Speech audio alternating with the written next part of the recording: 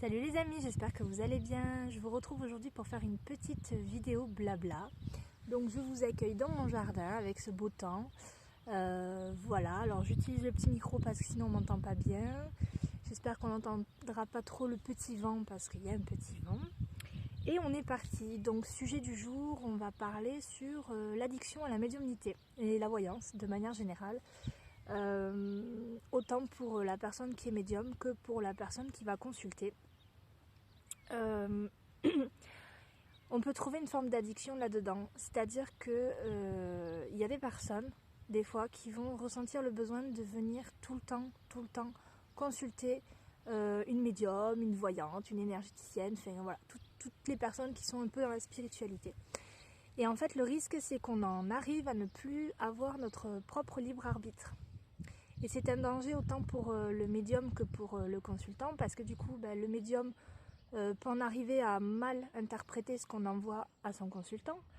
Le consultant, lui, peut devenir incapable de prendre une décision sans voir le médium, sauf que si la décision n'est pas la bonne, c'est facile après du coup d'en vouloir au médium au lieu de s'en vouloir à soi parce que forcément on ne s'écoute plus. Enfin bref, c'est tout un bazar.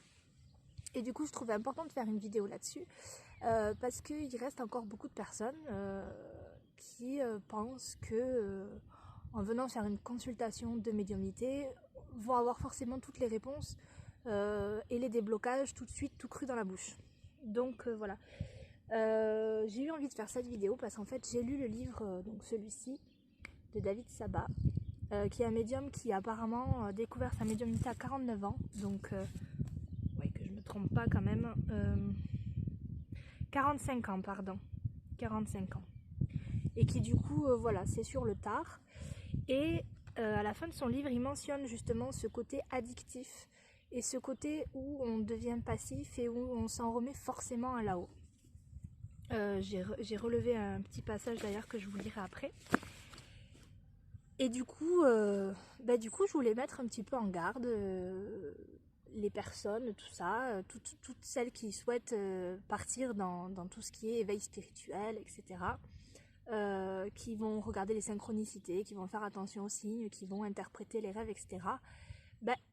C'est bien, c'est très bien de s'éveiller, mais il faut trouver un juste équilibre, il faut réussir à être suffisamment ancré pour ne pas être perché, parce que clairement on finit par devenir perché, on capte absolument plus rien de la réalité, et puis ça peut devenir dangereux, parce qu'on en vient à prendre des décisions qui ne nous correspondent pas forcément, mais qu'on est persuadé de devoir prendre. Le but de notre incarnation sur Terre est d'expérimenter, d'être guidé par l'au-delà, les défunts, les archanges, en fonction de ce en quoi vous croyez.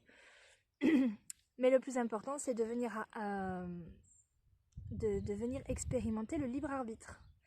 C'est un peu comme quand vous êtes adolescent, vous avez envie de faire un truc et vos parents vous disent non. Ou vous disent non, tu devrais pas, machin. Quand on est adolescent, c'est le meilleur moment où justement on va écouter son libre arbitre et envoyer paître un peu tout le monde, même si la personne en face a l'expérience et veut juste nous faire comprendre que, il faut toujours garder ce côté pas rebelle, mais ce côté je fais comme je ressens et je fais ce que j'ai envie, peu importe ce qu'on me dit là-haut. Après, on se prend un mur, c'est pas grave, c'est pour ça qu'on est là.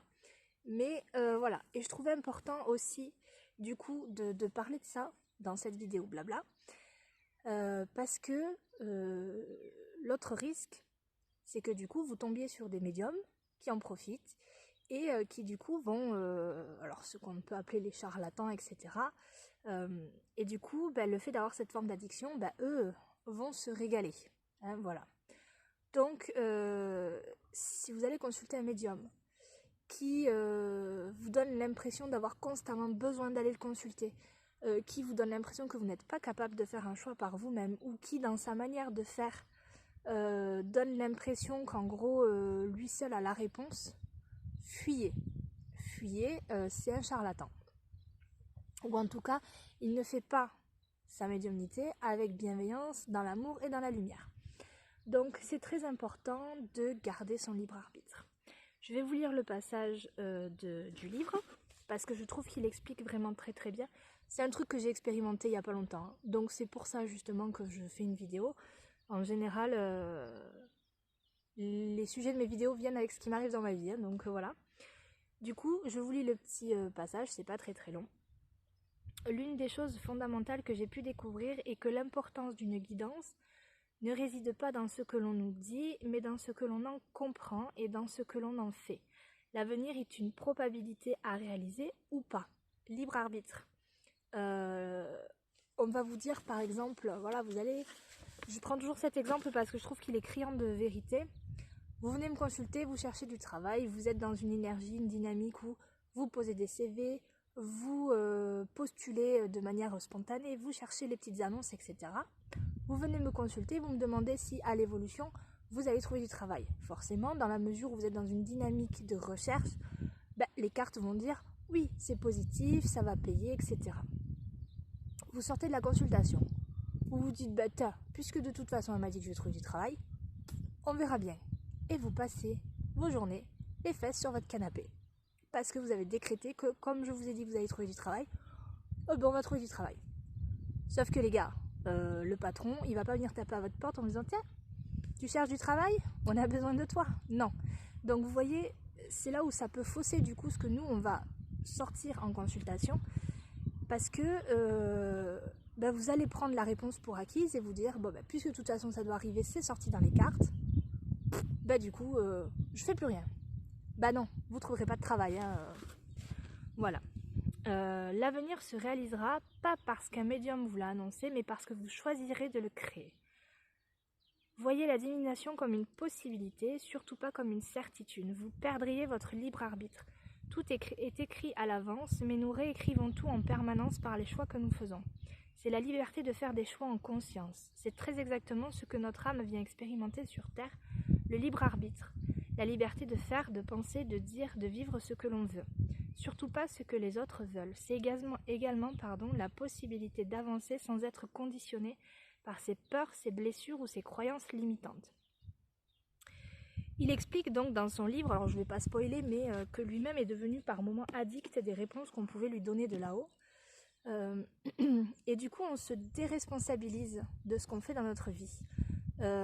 Vous n'autorisez pas, la plupart du temps, parce qu'on y travaille, à laisser les autres vivants, on va dire, vous dicter ce que vous avez à faire. C'est agaçant quand vous avez décidé de faire quelque chose et qu'on vous dit « tu devrais pas, machin », alors qu'inconsciemment ou intérieurement, vous sentez qu'il faut le faire. Pour les morts, c'est pareil. Si grand-mère Georgette, elle vous dit « oui, moi, à mon époque, on ne faisait pas ça, tu devrais pas », si vous n'êtes pas d'accord avec mamie Georgette, qu'elle soit en vie ou pas, vous faites pas. Vous avez votre libre arbitre. C'est pas parce que vous leur demandez de l'aide, qui vous donnent un conseil et que vous ne le suivez pas, qu'ils vont vous en vouloir. C'est pareil que les personnes vivantes. Vous discutez avec un ami à vous qui va vous conseiller parce que vous avez demandé un conseil et vous ne suivez pas son conseil.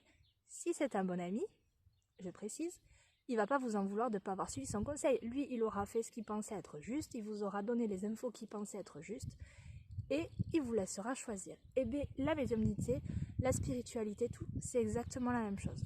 Donc voilà. J'avais envie de faire cette petite vidéo pour parler de ça, parce que je trouvais que c'était important. Ça évite, disons, moi à mon sens, ça évite d'avoir trop d'attentes sur une séance de médiumnité. Admettons, voilà, vous êtes novice dans le domaine, vous avez envie de consulter une médium, et puis en fait, vous vous attendez peut-être à quelque chose d'extraordinaire, ou vous vous attendez peut-être à avoir toutes les réponses tout de suite. Non. Quand vous voulez faire une séance de médiumnité, vous pouvez vous préparer à l'avance, vous pouvez prendre des photos de défunts si vous souhaitez. Alors après, ça va dépendre des médiums, chacun fonctionne à sa manière, mais voilà, moi la plupart du temps, quand je consulte pour moi, je prends des photos si j'ai besoin d'avoir des réponses sur des personnes ou de contacter des personnes qui sont dans l'au-delà, etc. Si j'ai des questions, je me les note ou pas. Et des fois, j'y vais juste en me disant, si je dois avoir une réponse, je l'aurai, sinon je l'aurai pas, c'est pas grave. Les 3/4 du temps, je peux vous assurer que je finis par avoir des réponses et même plus, et même des confirmations de choses que je sais déjà, mais que mes croyances limitantes, mes peurs, etc., me disent que c'est pas ce que je dois faire. Donc ça permet d'avoir des confirmations. Du coup, voilà, pour ce qui est d'une séance de médiumnité, si vous souhaitez en faire une, il faut y aller mais prendre du recul. Voilà.